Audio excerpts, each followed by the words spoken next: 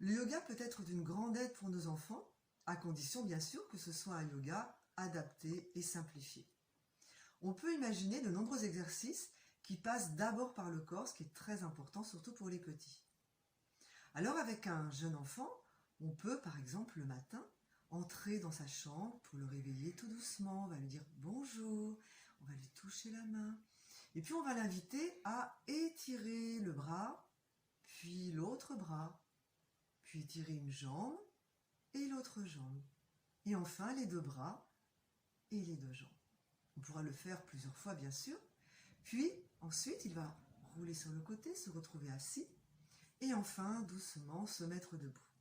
Alors là, on va s'approcher de la fenêtre, on ouvrira les rideaux, les volets, et on regardera, mais quel temps fait-il aujourd'hui? Et c'est toujours du yoga. En effet, le yoga, c'est aussi apprendre à prendre en compte son environnement. Alors maintenant, debout, on va faire les mêmes gestes, et on va lever un bras, comme si on voulait toucher une étoile. Et puis ensuite, l'autre bras. Et on mobilise l'imaginaire pour donner du sens à l'exercice.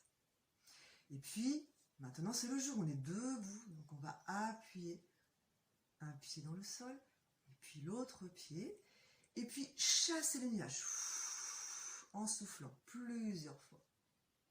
Enfin, pour terminer, on lèvera les deux bras vers le ciel et on dessinera un grand soleil pour accueillir la nouvelle journée.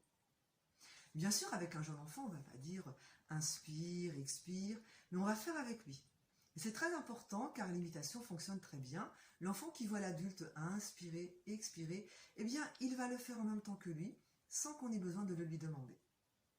Ce petit enchaînement que j'ai bien sûr guidé un peu rapidement ici, vous pouvez le refaire tous les matins, 3 fois par exemple, et ça peut devenir un rituel qui va permettre à l'enfant de mieux structurer le début de sa journée.